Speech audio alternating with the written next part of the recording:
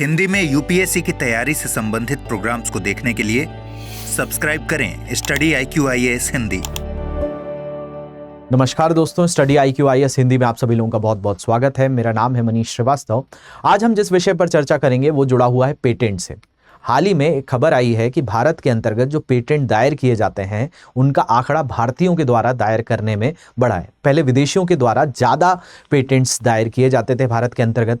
हालांकि final clearance में विदेशी अभी भी आगे हैं, लेकिन उसके बावजूद भी अगर हम बात करें तो भारत अभी वर्तमान परिक्षेप में देखा जाए तो भारतीयों के द्वारा पेटेंट्स के लिए जो एप्लीकेशंस फाइल की जा रही हैं वो सबसे ज़्यादा है। अब आपके दिमाग में आएगा कि पेटेंट्स क्या होते हैं, तो आज इसी विषय को भी थोड़ी सी गहराई में समझेंगे कि पेटेंट्स का अर्थ क्या है, ये किस एक्ट के तहत इसको मान्यता मिलती है, कौन कौन सी चीज़ें पेटेंट के अंतर्गत आती हैं, तो बहुत डिटेल में समझेंगे इस रिपोर्ट के बारे में।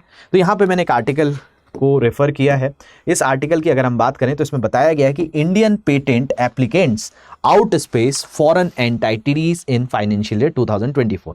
अभी 2024 के अंतर्गत जो हमारे पास रिपोर्ट आई है उस रिपोर्ट में यही दावा किया गया कि भारतीयों के द्वारा जो पेटेंट के लिए एप्लीकेशन दायर की जाती हैं उनका आंकड़ा बढ़ा है। हालांकि जो फाइनल क्लियरेंस है जिसमें पेटेंट जिनको दिए जाते हैं आविष्कारों के लिए, उसमें विदेशियों का अभी भी दबदबा है। तो कैसा है ये, इसमें क्या क्या प्रावधान है, इनको भी हम समझेंगे। The patents approved for non resident Indians and entities stood at 74% in 2022 which is among the highest in any major economy globally. अब इसमें भारत के संदर्भ में जो विदेशियों के द्वारा दायर पेटेंट मिले गए हैं उनका आंकड़ा पूरे विश्व भर में सर्वाधिक है। इस रिपोर्ट को भी हम बारीकी से देखेंगे, बहुत अच्छे से इस टॉपिक को समझेंगे। ये आपका टॉपिक जो है इसको IPR में पढ़ा जाता है, इसको कहते हैं intellectual property right. Intellectual property rights की बात करें, ये किसका हिस्सा है, तो ये GS पेपर 3 का हिस्सा है। ये GS पेपर 3 में आता है। मैं आपको और भी IPR में, जिसको बौद्धिक संपदा अधिकार भी कहा जाता है, हिंदी में इसी को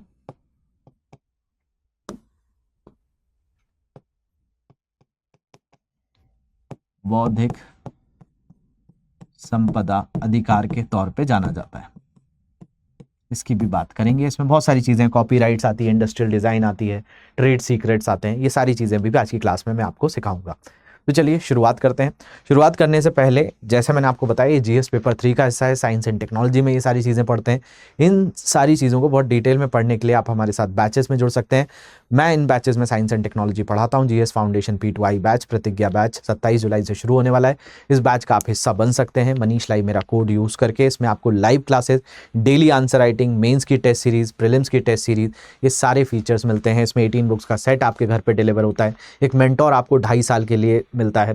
इसके अलावा साथ में आप अगर प्रीलिम्स क्लियर एग्जाम करते हैं नेक्स्ट ईयर या नेक्स्ट टू नेक्स्ट ईयर, जो भी साल आपका अटेम्प्ट है 2025-26 में, क्योंकि ये कोर्स 2027 जनवरी के आसपास तक आपको मिलेगा, तो उस सीमा अवधि में अगर आप प्रीलिम्स क्लियर करते हैं तो आपकी फ़ीस भी रिफंड कर दी जाएगी। आपको दिल्ली बुलाकर यहाँ पर मेंस की तैयारी कराई जाएगी, इंटरव्यू की तैयारी कराई जाएगी। ये सारे फीचर्स बैच का हिस्सा हैं। तो जल्दी से आप ये वेबसाइट पर जाकर इस बैच को इनरोल कर लीजिए। 27 जुलाई से इस बैच में आप इनरोल करके हमारे साथ पढ़ सकते हैं। कोई भी तरह की समस्या है तो ये मेरी इंस्टाग्राम ID है, इस पर आकर आप मैसेज ड्रॉप कर देंगे, हमारी टीम आपसे कांटेक्ट कर लेगी। बाकी ये जो टेलीग्राम ID है, यहाँ से आपको इस लेक्चर की PDF भी इजीली अवेलेबल हो जाएगी। चलिए आ जाते हैं हम किसके बारे में, इस पर्टिकुलर रिपोर्ट के बारे में जिसने बताया कि भारतीयों के द्वारा पेटेंट अब ज़्यादा दायर किए जा रहे हैं। और ये रिपोर्ट जो निकाली ये कहाँ से आई, तो controller general of patents design and trademarks. तो controller general of patents design and trademarks के द्वारा, यानी CGP DTM के द्वारा ये रिपोर्ट आई है। और इस रिपोर्ट में यही बताया गया है कि अब भारतीयों के द्वारा जो पेटेंट है वो पेटेंट दायर अधिक किए जा रहे हैं। तो एक अच्छे संकेत हैं किसी भी देश के अंतर्गत कि वहाँ के लोग अगर आविष्कार या इस तरह की चीज़ों में, इंटेलेक्चुअल प्रॉपर्टी में बढ़ रहे हैं तो वो देश बौद्धिक तौर पर मजबूत हो रहा है, जो भारत के लिए संकेत है। हालांकि फाइनल क्लियरेंस में अभी और देर है, उसके क्या सुधार हो सकते हैं उन पर भी हम चर्चा करेंगे। तो भाई चर्चा में क्यों है, तो भारतीय कंपनियों पेटेंट डिज़ाइन और ट्रेडमार्क महानियंत्रक, जिसके बारे में हमने बात करी, इसी को कहते हैं controller general of patents design and trademarks के द्वारा क्या किया गया है कि अभी कुछ आंकड़ों से पता चला है। इस आंकड़ों में रसायन, फार्मा, कंप्यूटर विज्ञान, सूचना प्रौद्योगिकी, आईटी जैसे क्षेत्रों में बढ़े हुए अनुप्रयोगों से प्रेरित होकर वित्तीय वर्ष 2024 में घरेलू पेटेंट आवेदन यानी डोमेस्टिक इंडियंस के द्वारा जो आवेदन किए गए हैं उसमें पहली बार विदेशी आवेदकों को पीछे छोड़ दिया गया है। पहले हमारे भारत के अंतर्गत जो विदेशी लोग थे, विदेशी कंपनियां थी, उनके द्वारा पेटेंट ज़्यादा दायर किया जाता था, लेकिन 2024 में जो आंकड़े आए हैं उन्होंने यहाँ पर बदलाव देखने मिला है, यानी भारतीय रिसर्च लेवल पर बेहतर काम कर रहे हैं, पेटेंट्स के लिए दायर कर रहे हैं। हालांकि पेटेंट्स मिलना एक और लंबी रेस है, लेकिन शुरुआत तो हुई है यहाँ से। इसके अलावा भले ही विदेशी संस्थाएं भारत में दिए गए पेटेंट का लगभग 2% प्रमुख हिस्सा बनाए रखती हैं, उसके बावजूद भी हमने यहाँ पर दायर अधिक किया है। भारतीय पेटेंट डेटा के अनुसार कुल आवेदनों में से 1/3 को मंजूरी मिली है। मतलब जितने भी किए हैं सबको तो अप्रूवल नहीं मिलता है, लेकिन इसमें 1/3 को अप्रूवल मिला है। अंतिम पेटेंट मंजूरी में विदेशी संस्थाओं की हिस्सेदारी 70% से अधिक है। और ये भी बड़ा एक खास बात है कि भारत एकमात्र ऐसा देश है पूरे विश्व भर में जहां पर विदेशियों का इतना दबदबा है और इतने प्रतिशत 70%, 72 के आसपास आंकड़ा आया है कि जितने विदेशियों ने आवेदन किए थे उसमें से 72% को अप्रूवल मिला है। घरेलू और विदेशी पेटेंट धारकों के बीच व्यापक अंतर भारत की अनुसंधान एवं विकास क्षमताओं में अक्षमताओं को दर्शाता है। तो ये बताता है कि इंडिया में अभी भी जो हमारे यहाँ स्टडी है वो रिसर्च लेवल की नहीं है। हमारे यहाँ पढ़ने के लिए पढ़ा जा रहा है, हमारे लिए अनुसंधान, कुछ नया आविष्कार करने के लिए नहीं पढ़ा जा रहा है। अगर हम उस पर फोकस करेंगे तो ये अंतर को भी हम घटा पाएंगे और जो आंकड़ा अभी 70% विदेशियों का देखने मिल रहा है उसको हम परिवर्तित कर पाएंगे।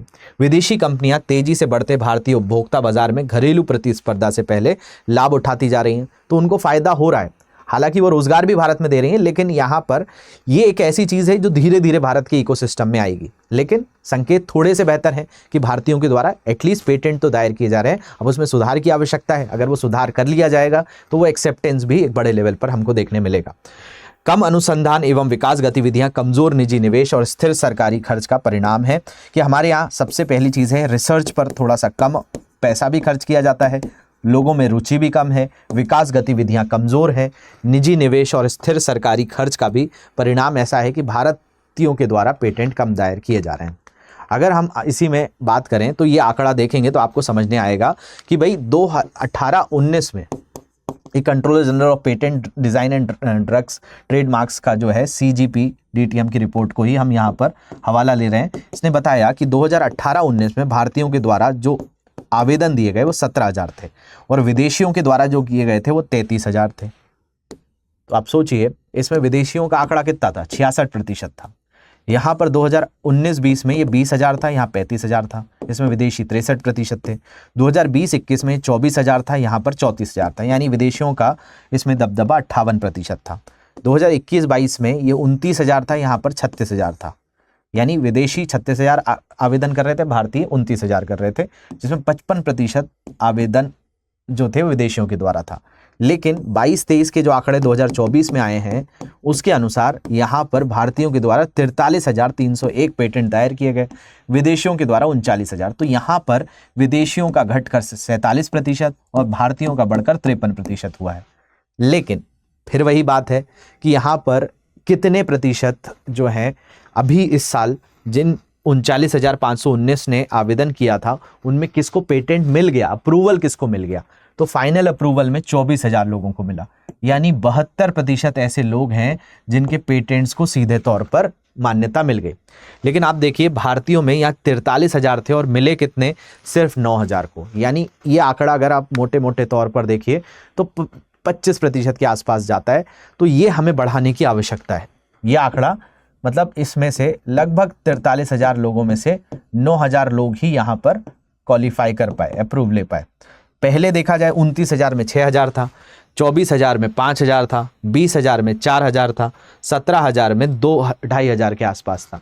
और वहीं देखिए विदेशियों के द्वारा 33,000 में 12,000 था, यहाँ पर 35,000 में 20,000 था, 34,000 में 22,000 था, इसके अलावा 36,000 में 23,000 था।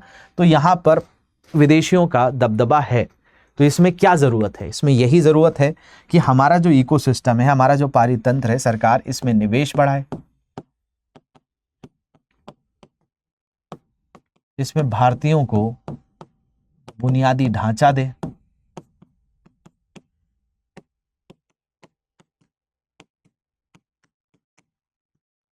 दूसरा,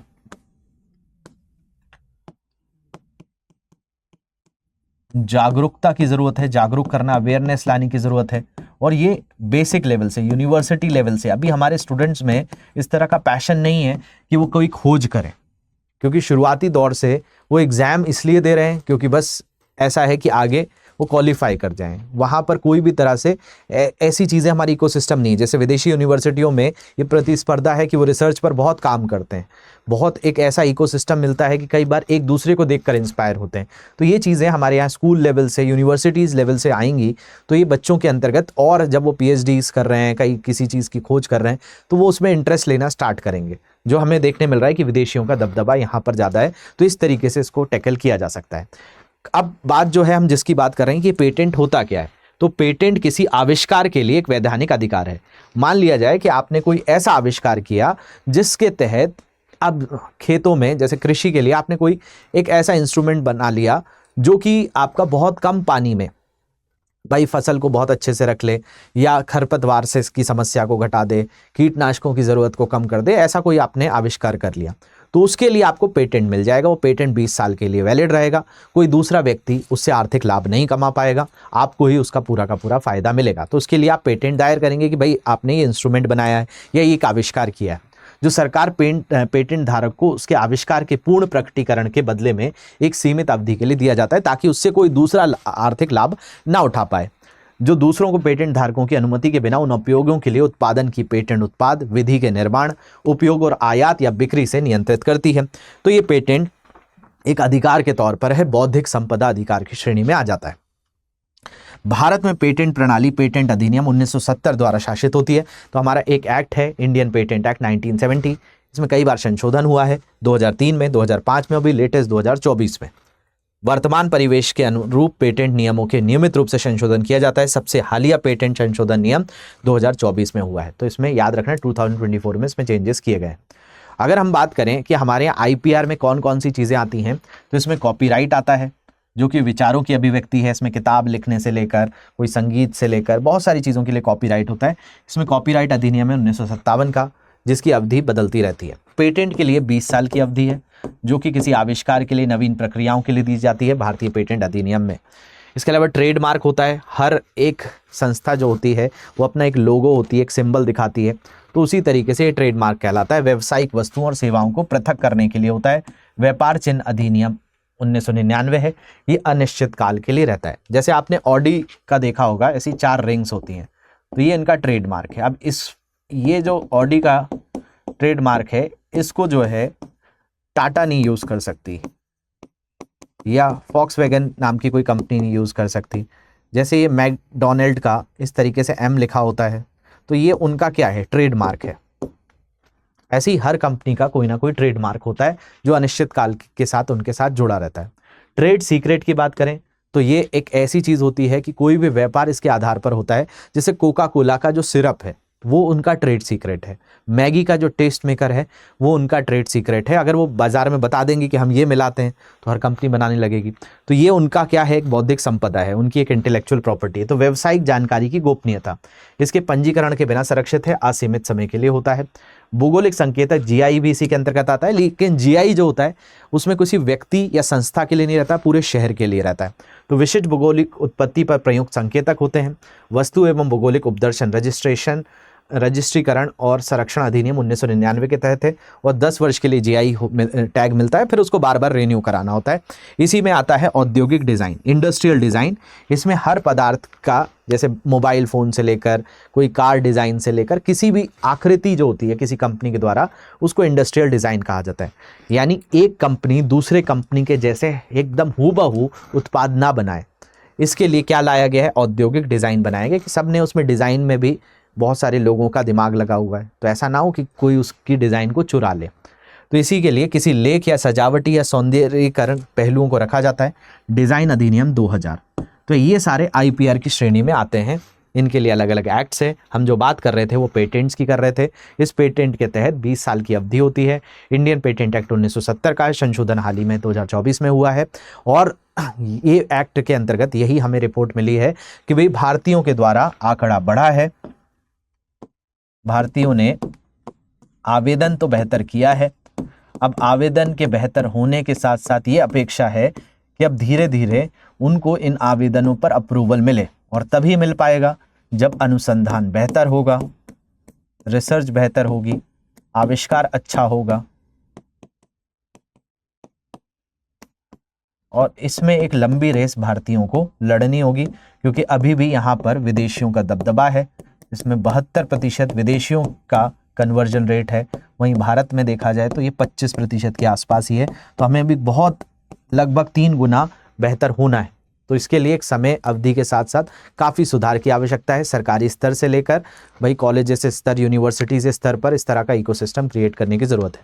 तो आशा करता हूँ आपको आज का टॉपिक समझने आया होगा, इसके क्या क्या आयाम हो सकते हैं ये भी आपने समझे होंगे। ऐसे ही आप जो है और भी बेहतर तरीके से पढ़ने के लिए हमारे बैचेस का हिस्सा बन सकते हैं। इन बैचेस के लिए आपको ऐप या वेबसाइट पर जाना है, वहाँ मनीष लाइफ कोड यूज़ करना है, और इन सारे बैचेस में मैं साइंस एंड टेक पढ़ाता हूँ, आप वहाँ भी जुड़ सकते हैं। कोई भी तरह के डाउट्स आएँ तो ये मेरी इंस्टाग्राम ID है, यहाँ पर आकर आप जुड़ जाएंगे, आसानी से आप कोई भी क्वेश्चन है यहाँ पर पूछ सकते हैं। बाकी ये मेरी टेलीग्राम ID है, यहाँ से आपको PDF वगैरह मिल जाती है। मिलते हैं अगले सत्र में, तब तक के लिए ध्यान रखिए। Thank you very much for watching this, have a great day.